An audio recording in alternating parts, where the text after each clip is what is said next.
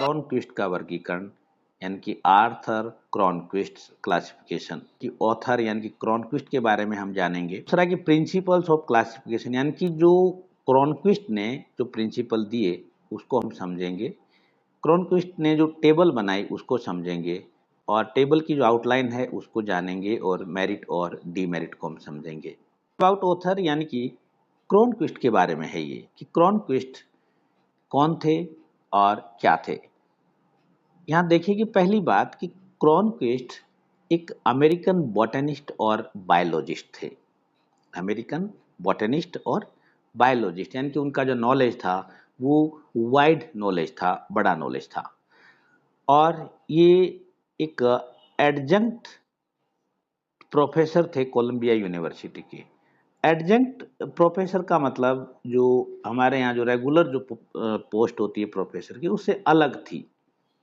यानी कि यूँ समझ सकते हैं कि एक ये वहाँ पे कोलंबिया यूनिवर्सिटी में एक स्पेशल प्रकार की पोस्ट थी, वो थे ये। और जो न्यूयॉर्क बॉटनिकल गार्डन है उसके सीनियर क्यूरेटर थे।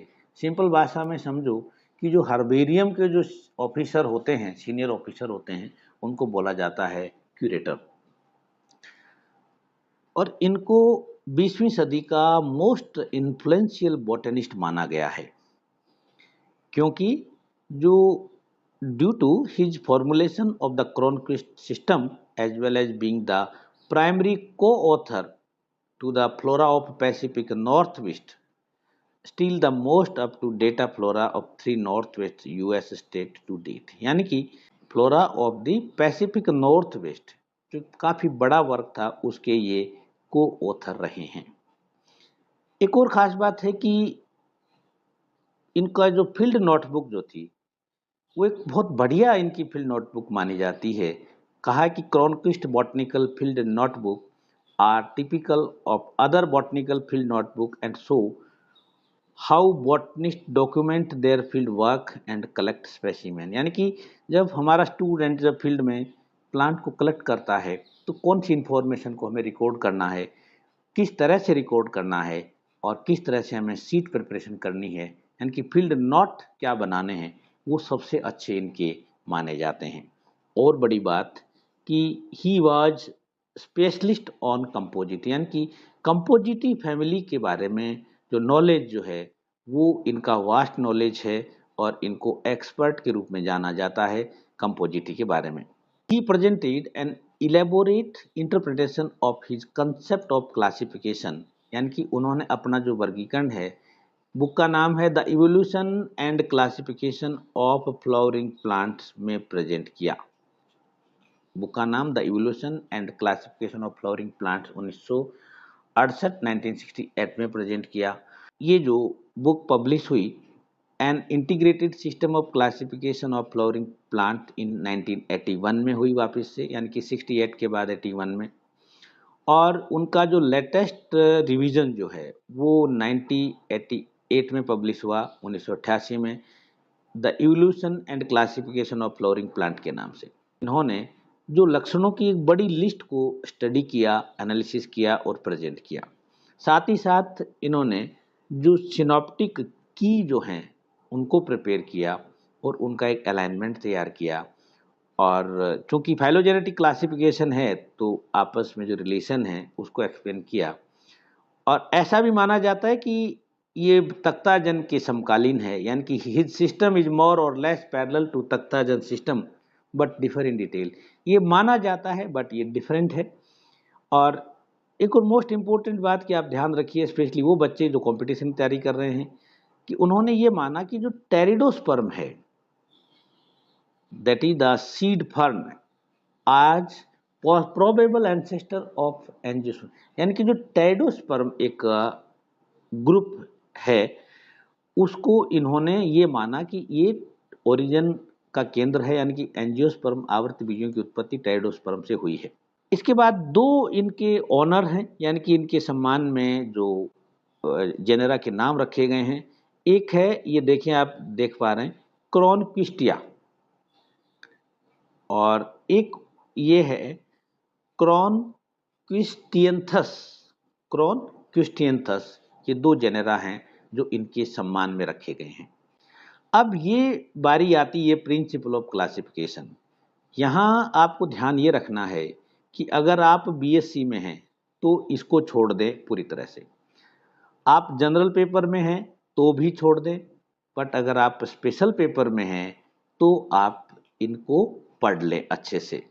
हाँ, इन पे कोई भी सवाल है तो आप स्क्रीनशॉट लेके मुझे आप सेंड कर दीजिएगा या कमेंट बॉक्स में कमेंट डाल दीजिएगा, तो मैं फर्दर सिर्फ इस प्रिंसिपल का ही एक अलग से वीडियो डाल दूंगा।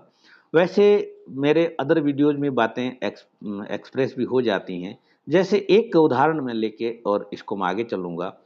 ये इन्होंने कहा कि the simple leaf is primitive than compound leaf. इनका मानना था कि सिंपल लीफ है वो प्रिमिटिव है और कंपाउंड लीफ है वो एडवांस है। उसी प्रकार से एक और एग्जाम्पल ले ले, reticulate venation is primitive than parallel. Reticulate को इन्होंने प्रिमिटिव माना, पैरेलल को एडवांस माना। ये बहुत सारी लिस्ट है, बट याद ये रखना कि ये फाइनल नहीं है।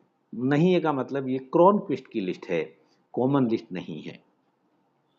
ये आप इनको स्क्रीनशॉट लेके रख लें और आप मुझसे पूछ सकते हैं कभी भी। एक चीज़ और यहाँ पे इंपॉर्टेंट जो रेड मार्क मैंने की है, देखिए क्या कह रहे हैं, प्लांट्स विथ, देखिए plant with vascular bundle arrange in a ring are primitive. यानी कि जो रिंग में वेस्कुलर बंडल है किस में होते हैं, डाइकोट में होते हैं। Rather than scattered vascular bundle as found in monocot, यानी कि स्केटर्ड वेस्कुलर बंडल है वो एडवांस है बजाय रिंग के। इनके कंसेप्ट बहुत अच्छे हैं, छोटे छोटे कंसेप्ट हैं बट हैं बहुत अच्छे, कमाल के हैं। तो ये इनके प्रिंसिपल्स हैं। अब मैं आ जाता हूँ टेबल पे। डियर स्टूडेंट, टेबल के बारे में एक चीज़ ध्यान रखना कि एक हो गया टेबल और इसके सामने हो गया आउटलाइन। ठीक है, कोशिश ये करो कि आउटलाइन और टेबल में से एक ही चीज़ याद करो। एक यानी कि टेबल समझ में आ गई तो टेबल से आप आउटलाइन बना दें या पैरामीटर लिख दें, या फिर आउटलाइन अगर समझ में आ गई तो उससे आप टेबल बना दें। यानी कि दोनों को अलग अलग नहीं करना, यानी कि एक के साथ एक फ्री ऑफर में आप इसको काम कर सकते हैं। एक चीज़ और, अगर आप स्पेशल पेपर के स्टूडेंट हैं, अगर आप स्पेशल पेपर स्टूडेंट हैं तो आपको इसी टेबल से मेरिट और डीमेरिट भी इसी से निकालनी है। मेरिट और डीमेरिट भी आप इसी टेबल से ही निकालेंगे। ये देखिए हमारी टेबल, ये क्या कह रही है कि डिवीजन मैग्नोलियोफाइटा, डिवीजन मैग्नोलियोफाइटा, यहाँ पे देखिए मैं इनलार्ज करके दिखा रहा हूँ। ये देखिए डिवीजन मैग्नोलियोफाइटा, राइट। यानी कि इन्होंने सारे प्लांट्स को डिवीजन मैग्नोलियोफाइटा में रखा। फिर इस डिवीजन को फर्दर क्लासेज में इन्होंने डिवाइड किया। और ये देखिए आप, ये है पहला है मैग्नोलियोप्सिडा, यानी कि इसमें सारे डाइकोट आ गए, यानी कि जो द्विबीजपत्री हैं वो इसमें आ गए। और इधर देखिए आप लिलियोप्सिडा, यानी कि इसके अंदर सारे मोनोकोट आ गए। फिर क्या करते हैं ये, फिर यहाँ आप ये देखिए कि ये सब क्लास है, ठीक है। यानी कि इन्होंने फर्दर इनको सब क्लास में डिवाइड किया, ये सब क्लास है। डियर स्टूडेंट, ये रैंकिंग जो ये बहुत इंपॉर्टेंट है, ध्यान रखनी है आपको। क्लास से सब क्लास, एक सब क्लास मैग्नोलिडी, हेमामेलिडी, कैरियोफिलिडी, डिलिनिडी, रोजिडी और एस्टिडी। कितने, 1 2 3 4 5 6। और यहाँ पर ये जो मैंने ऑर्डर है, यानी क्लास के अंदर ऑर्डर है, ये पहला ऑर्डर लिखा है मैंने मैग्नोलियल्स और ये लास्ट ऑर्डर लिखा है पेपावरेल्स। ये पहला लास्ट, पहला लास्ट, पहला लास्ट, पहला लास्ट, पहला और लास्ट। इनको, ये एमएससी में है तो आपको ये ऑर्डर लिखने हैं, अगर आप बीएससी में तो ये ऑर्डर लिखने की जरूरत आपको नहीं, खाली सब क्लास तक बता दें। अब इधर आ जाते हैं हम।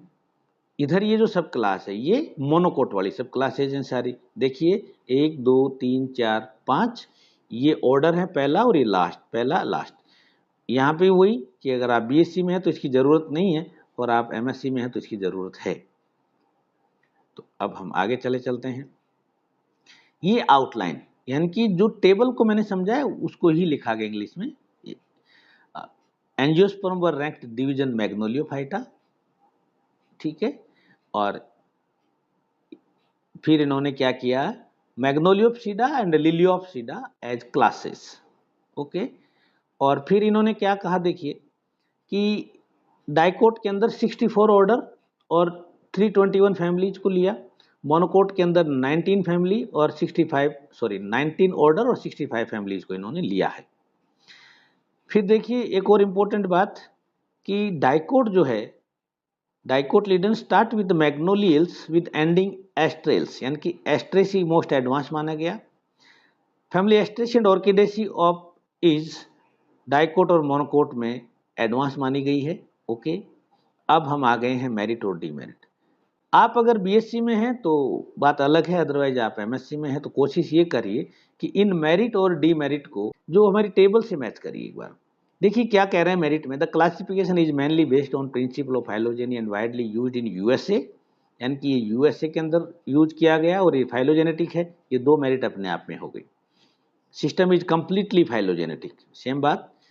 सेकेंड एस्पेक्ट ये कह रहे हैं कि classification is phylogenetic means emphasised on morphology, phytochemistry, anatomy, cytology, यानी कि जितने भी टूल्स हैं, यानी कि जो हम फाइलोजेनेटिक की डेफिनेशन देते हैं उसमें इन्होंने सारे टूल्स को काम में लिया है।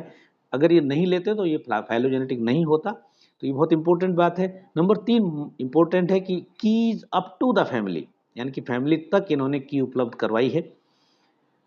फिर जो एक पोलीपेटेली आपने नाम सुना, गैमापेटेली, लिग्नोसी, हर्बेसी, ये जो टर्म जो पहले थी इससे पहले, उन सब को इन्होंने खत्म कर दिया।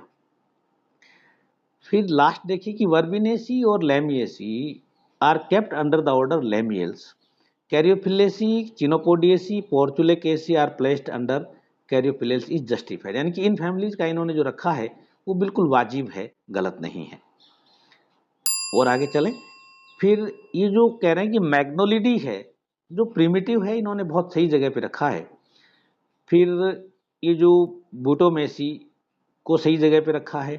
कंपोजिटी डाइकोट में और ऑर्किडेसी मोनोकोट में क्योंकि एडवांस है और इनको इन्होंने एडवांस जगह पर ही रखा है। फिर ये पॉइंट बड़ा इंपॉर्टेंट है, the relationship of different groups have been described with diagram, यानी कि इन्होंने डायग्राम उपलब्ध करवाए which provide valuable information on relative advancement and size of the various subclasses, वो इन्होंने प्रॉपर किया। द फैमिली विंट्रेसी बहुत इंपॉर्टेंट है। Family winteraceae, family winteraceae vessel less wood present similar to pteridosperm placed at the beginning of dicot is favoring by many author। और एक और important बात कि as the text is in English, system has been readily adopted in different books, यानी कि ये English में था तो बहुत से बुक्स में इन्होंने इसको अडोप्ट कर लिया गया है। अब चलिए डीमेरिट, यानी कि अभी गुण गा रहे थे, अब इसका दोष निकाल देते हैं। The system of classification is not useful for plant identification, यानी कि फाइलोजेनेटिक की मेजोरिटी में सब यही प्रॉब्लम है कि ये प्लांट आइडेंटिफिकेशन में काम नहीं आते या प्रैक्टिकल यूटिलिटी इनकी नहीं है। नंबर 2 की identification keys are not given for genera and species. अभी मैंने कहा था ना कि फैमिली तक की दी गई है, जेनेरा और स्पीशीज की नहीं दी गई। आइडेंटिफाई तो हम किसको करते हैं, स्पीशीज को करते हैं या फिर हम जेनेरा को करते हैं, तो यहाँ पे इसी चीज की प्रॉब्लम है। फिर distribution and description of genera are not provided, यानी कि डिस्क्रिप्शन और डिस्ट्रीब्यूशन जेनेरा का नहीं दिया है तो हमारी गाड़ी कैसे चलेगी। STD have loose assemblage of several diverse sympetalous families, जो कि गलत है। Aquatic ancestry of monocot is not supported by scientific community, जो मोनोकोट का जो एक्वेटिक से इन्होंने एंसेस्ट्री दी है वो जो कि गलत है। दो highly phylogenetic and popular in USA, this system is not very useful for identification and adoption in herbaria, herbaria के लिए कोई काम का नहीं है। डेलगन एंड थोर ने treated angiosperm in the rank of class and not A division, यानी कि इन्होंने एंजियोस्पर्म को बहुत ही ऊपर चढ़ा दिया, यानी कि इन्होंने सीधा डिवीजन ही बना दिया, जिसको एक डीमेरिट मानी गई है। There is a difference in opinion with other authors regarding the systematic position of order typhales, arales, articles, इस टाइप के जो ऑर्डर हैं उनकी पोजीशन के बारे में काफ़ी डिस्प्यूट है। हाँ, आपका इस टॉपिक से और टेक्सोनॉमी से और बॉटनी के किसी भी टॉपिक से जुड़ा हुआ कोई भी सवाल है तो आप यहाँ पे लिख दें और यहाँ पे ये मेरा मेल आईडी लिखा हुआ है, यहाँ पे मुझे आप मेल कर सकते हैं, यूट्यूब के कमेंट बॉक्स में भी आप लिख सकते हैं। हाँ, वीडियो आपको अच्छा लगा हो तो लाइक करिएगा, शेयर करिएगा, चैनल को सब्सक्राइब करिएगा। Thank you very much.